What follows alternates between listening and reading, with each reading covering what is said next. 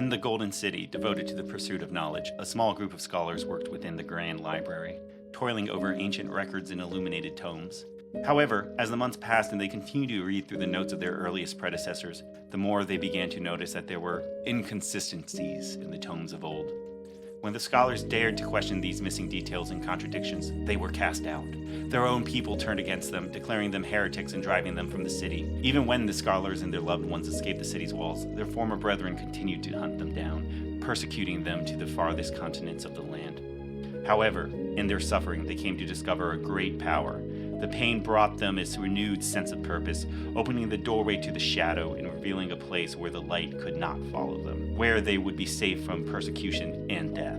They vowed to stand for the truth and speak out against the deceptions of the light, to stand against the people who would silence them. Chane was raised within the order of the Disciples of Pain.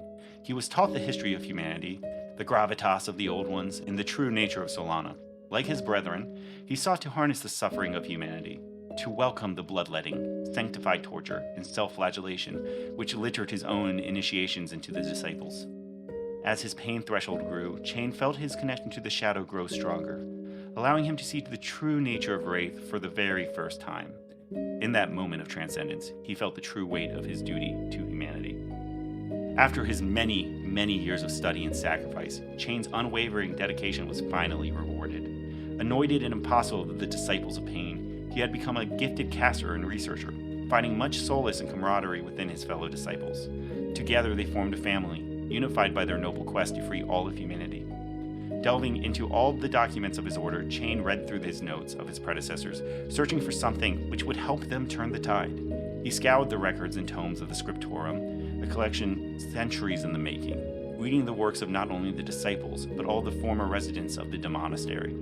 Time was a cruel mistress, and Chane could only watch as his reflection became even more ashen, his failures exposed in every wrinkle. With each passing year, his quest only seemed more and more futile. His order had been searching for answers for many years, and still lacked the answers they sought. What could Chane possibly hope to find?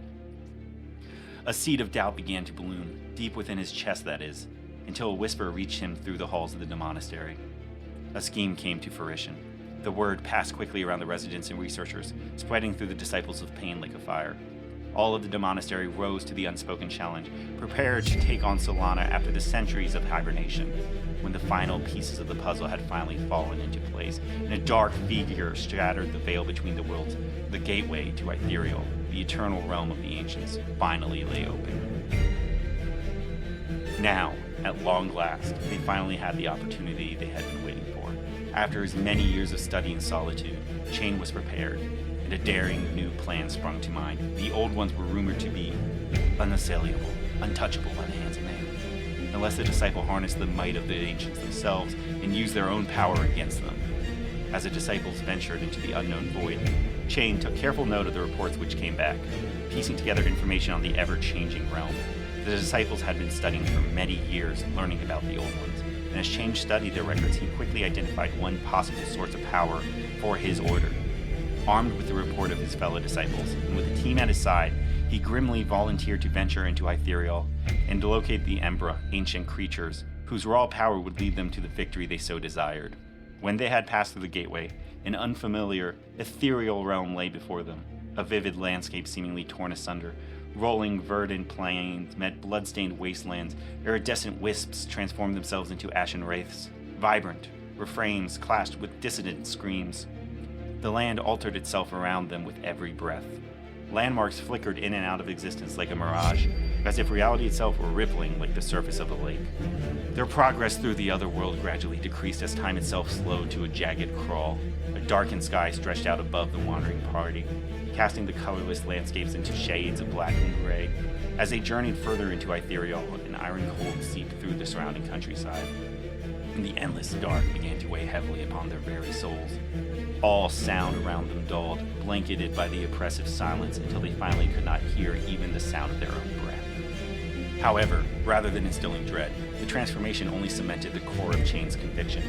He read the void in the blanket of shadow, in the deafening quiet, in the empty pits that yawned in their chest. They had arrived. Then the darkness snuffed out the last remains of light, leaving them completely blind, deaf, and unable to distinguish friend from foe. And yet, As Chane stood still, breathlessly waiting, a figure slowly appeared on the horizon. It radiated a faint, rippling light, like the bright afterimage which accompanies a wildfire. The wisp of smoke which raises from the extinguished flame, the dim white-violet glimmer, was just barely enough for Chane to make out the form at its center, a plume of ashen mist and rock gold framed by dark wings. As the presence drew closer, Chane came face to face with the power he had sought for so long. Ursur promised that power. Through him, Chane would have the power to bring his enemies to their knees, to bring the disciples of pain success, to ensure that they would never again be at the mercy of Solana. It asked only one thing in return: Chane. He would be bound to Ursur, a conduit for its power, an emissary of the void. Chane would help to grow the shadows and spread darkness across Raid, so long as he kept his side of the bargain. Ursur would provide the means for Chane to bring down the light. With this brand new power flowing through his veins, Chane could not rest, could not let down his guard for a single moment. Even after returning to the Demonastery, an ominous presence now lurks within his shadows, whispering in his ear, tempting him with promises of arcane strength and the allure of forbidden knowledge. Control is a relative concept to an entity such as Ursur, and Chane must tread carefully if he wishes to fulfill his duty to mankind. Even as he races to make the creature's power his own, feeding and placating it with the souls of the light, Chane walks a razor-thin line on the very edge of the void. One wrong move, and Chane's own soul may be lost forever.